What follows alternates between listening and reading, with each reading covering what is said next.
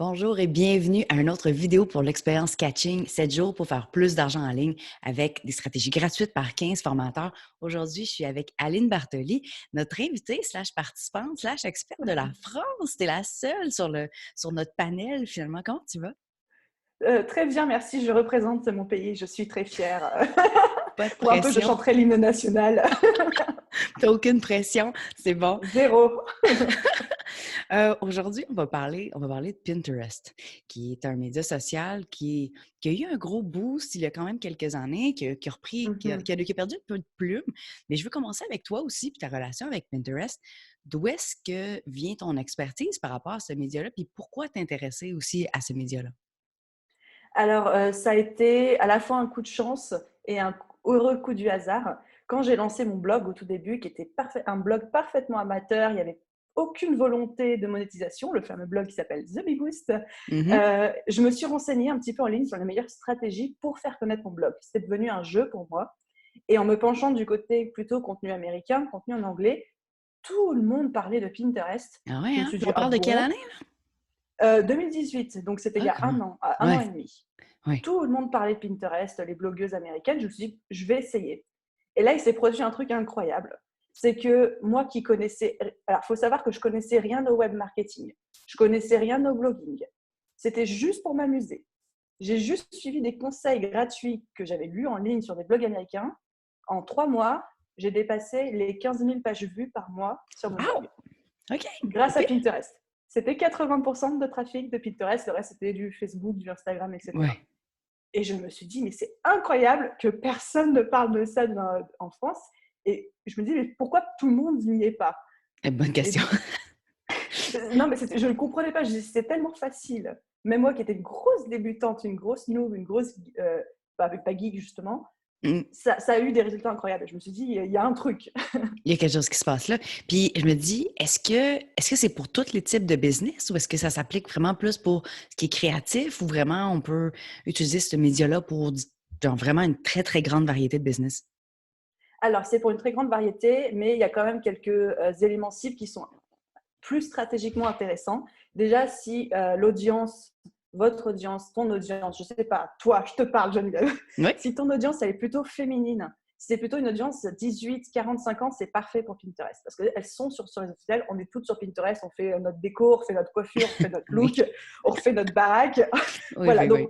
on est déjà toutes utilisatrices. Il y a moins d'audience masculine. Ça arrive, mais c'est moins. Ensuite, c'est hyper intéressant si tu as un blog. Si tu as Oui. juste un site one page hyper professionnel qui s'adresse à une audience masculine, c'est peut-être pas la meilleure stratégie pour toi.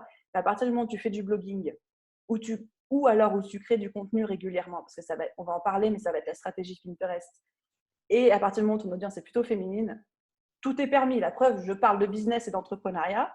On aurait pu me dire pour un truc qui fait plutôt jardinage, déco, beauté, mais en fait, ça cartonnait. Bon, ben tant mieux. Mais écoute, ça Voilà. tombe bien parce que je pense que c'est. Écoute, la majorité des gens qui me suivent, on parle de 75 de femmes. Fait que je pense que ça va résonner avec pas mal de monde. Je Donc, pense que c'est un peu adapté, ouais. ça devrait. Donc, aujourd'hui, tu viens nous partager une stratégie qui est gratuite pour aider les gens à faire plus d'argent en ligne avec Pinterest. Fait qu'est-ce que tu peux nous parler de c'est quoi cette stratégie-là? Ouais, parfaitement. Alors, quand on dit plus d'argent en ligne, la stratégie que je vais dévoiler, c'est pour booster à fond le trafic sur son site quand on utilise déjà Pinterest. Oui.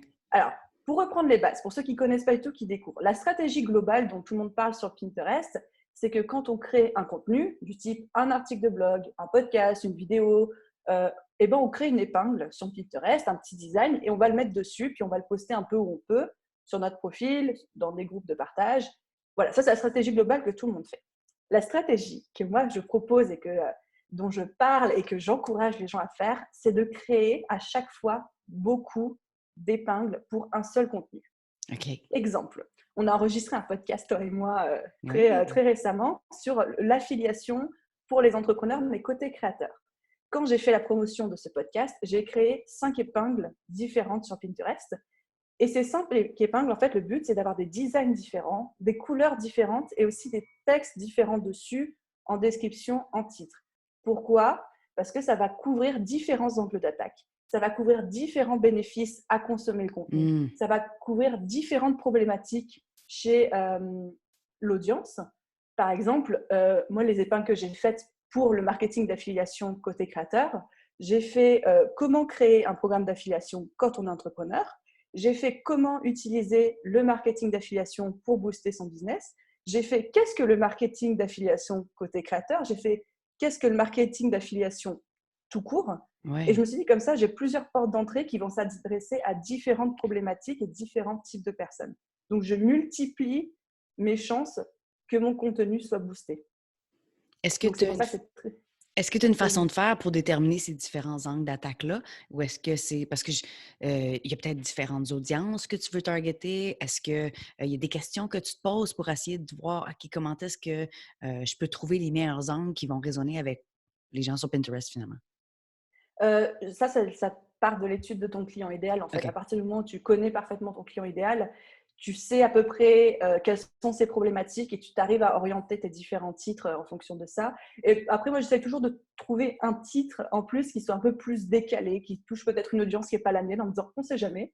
Ça va Ouais. peut-être apporter des nouvelles personnes. Je vais m'adresser à un type de problématique ou un type de profil que je n'avais pas encore abordé. Là, c'est pour ça que j'ai créé la fameuse épingle Qu'est-ce que le marketing d'affiliation. En principe, mon audience sait ce que c'est, mais je me suis dit, si quelqu'un se pose la question et qu'il y a mon contenu sur Pinterest Ouais. qui lui tombe sous les yeux, ça peut être une bonne porte d'entrée pour lui pour découvrir mon univers. Est-ce que ce serait une bonne idée d'utiliser toute n'importe quelle objection qu'on pourrait avoir? Genre, ah, j'aimerais ça faire du marketing affilié, marketing d'affiliation, mais tu sais, X, Y, Z, j'ai ce problème-là. Est-ce que ce serait une bonne idée pour trouver des titres finalement qui sont accrocheurs, qui amènent les gens, ça va comme du clickbait, mais en même temps, c'est des choses que les gens se posent vraiment. Oui, après, alors tout à fait, oui à 100%, il faut le faire. Moi, je répète toujours, je suis désolée, hein, vous appelez ça le clickbait, nous on appelle ça le clic à pute, mais Je non, mais c'est préfère. vrai, expression française, Ah, RPZ, j'adore ça. J'ai jamais entendu avant. il faut toujours en faire un petit peu parce qu'on est dans un milieu où il y a tellement d'informations qui nous tombent sous les yeux, spécialement sur Pinterest. Quand tu es sur ton accueil Pinterest, mais tu as des centaines et des centaines Oui, d'épingles. Si ton titre n'est pas un minimum accrocheur, si tu ne joues pas un peu le jeu d'aller chercher l'attention de oui. ton audience, c'est peine perdue. Donc, il faut s'amuser avec les titres, essayer de trouver le titre le plus catchy possible, répondre à des questions. Après, je déconseille de faire seulement sous forme de questions les textes parce que j'ai OK. déjà eu des personnes qui m'ont fait le retour de bah, moi, j'aime pas avoir des titres sous forme de questions parce que ça fait genre même la personne, elle ne sait pas. OK. Intéressant Voilà. comme vision. Oui, j'avais jamais eu cette réflexion avant, mais comme on me l'a déjà faite, je me suis dit, bah, on va varier. Donc, je pense qu'il faut varier, il faut tester plein de trucs. Et plus tu vas faire d'épingles pour un même contenu, plus ça va avoir une portée potentielle exponentielle Est-ce qu'il y a une pour façon augmenter de ton faire? trafic. Est-ce qu'il y a une façon de faire pour automatiser le processus? Parce que j'entends déjà des gens qui écoutent faire comme: «Ah, mais là, ça va me prendre beaucoup de temps à faire tout ça». Comment est-ce que ça te prend de temps? Puis c'est quoi un peu ton processus pour faire ces différents types d'épingles-là?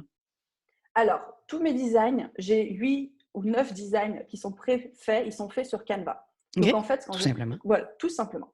Donc, quand je crée un nouvel article ou un nouveau contenu, je vais sur Canva, je prends les designs qui me plaisent le plus. Généralement, j'en fais 4 ou 5. Moi, c'est mon rythme de croisière. Et je les personnalise. Donc, c'est très vite. Et après, pour automatiser la publication sur Pinterest, là, moi, j'utilise un outil payant. Alors, Oui. à la main, ça prend vraiment pas beaucoup de temps. Mais comme moi, je suis dans l'Uber Ouais. optimisation, j'utilise le fameux outil Tailwind, qui est un outil Oui. payant, voilà, mais qui est hyper efficace Mais à la pour base, faire tu peux tout le ça. faire de façon gratuite manuellement, puis tu sais, puis Exactement, ça te rajoute exactement. pas un sou finalement. Est-ce que pourrais-tu me dire par quoi est-ce que les gens qui écoutent aujourd'hui devraient commencer? Si on peux-tu me nommer une action qu'ils peuvent prendre aujourd'hui pour commencer, à mettre en place finalement ta stratégie? Quoi faire aujourd'hui, là? Alors, si on doit réfléchir de manière stratégique, je dirais, et ça c'était en plus un élément que je voulais apporter en Bon, plus, c'est que ça ne fonctionne pas qu'avec les articles de blog, ça ne fonctionne pas qu'avec les podcasts, ça ne fonctionne pas qu'avec des vidéos. Il faut le faire, mais on peut aussi le faire pour des cadeaux gratuits. Et on peut le ouais, faire de manière très régulière, c'est-à-dire vous pouvez créer des épingles pour faire la promotion de votre cadeau gratuit, quasiment tous les mois, 2 ou 3 épingles différentes, et les poster, et puis tous les mois en faire des nouvelles pour avoir un flux constant de euh, nouveau trafic, de de nouveaux rafraîchir trafics. finalement, ouais. Exactement. Et donc, du coup, mon conseil, ce serait de repérer le contenu qui aujourd'hui apporte le plus de trafic sur ton site, ou alors de prendre ton cadeau gratuit si c'est vraiment ça que tu veux mettre en avant et de se concentrer sur ce contenu-là, de créer entre 5 et 10 épingles en réfléchissant, en gardant son client idéal en tête, ses objections, Ouais. etc. Et ensuite de les poster à intervalles. Il ne faut pas tout poster en même temps, évidemment, parce que là, on dilue le message. Mmh. Au niveau des intervalles, moi, je recommande, c'est ce que je fais moi-même, c'est je poste à J0. Ensuite, je poste à J+15, donc 2 semaines après. Ah ouais, hein? Ensuite, OK. en fait, quand c'est du contenu qui peut se consommer toute l'année, Ouais, je quand dilate. Donc J0, J+15, après j'ai J+30 et après j'ai J+60. Et wow, donc OK, généralement, tu ça un peut long aller calendrier, là.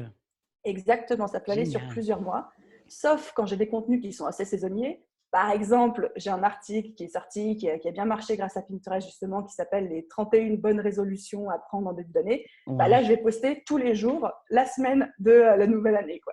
Ouais, ça se lit mal en juillet. Voilà, ça se peut se lire, mais Ouais, quitte à être un peu stratégique. Donc ouais. voilà, c'est vraiment prendre le contenu le plus, qui apporte le plus de trafic ou celui vraiment qui est une porte d'entrée. Ça peut être le fameux cadeau gratuit qui va déboucher sur la formation gratuite ou les prestations ou les produits. Donc là, on parle vraiment de rentrer d'argent de chiffre d'affaires, de créer beaucoup d'épingles différentes, dizaines différentes, couleurs différentes, phrases différentes, sous-titres différents et de dispatcher ça. Parfait. Ben écoute, pour Voilà. ceux qui écoutent, je vous invite à faire ça, à trouver c'est quoi le focus vers, ben, c'est quoi l'outil finalement ou le blog ou le cadeau gratuit. Qu'est-ce qui est le focus que vous voulez aller chercher, le trafic que vous voulez aller chercher sur Pinterest, vers quel endroit? Refaire une phrase comme il faut. Puis de déterminer ça, puis de commencer à penser aux différents types, probablement de templates finalement que vous pouvez faire potentiellement Mhm. sur Canva. Si vous utilisez d'autres outils, ça peut être ça. Mais de partager ça aussi, de nous dire c'est quoi que vous voulez mettre de l'avant sur Pinterest. Puis on aimerait savoir vos visuels aussi, ça serait super le fun. Puis fait que si tu veux écouter, si tu veux appliquer la stratégie de Aline, tu peux partager ton expérience sur Instagram.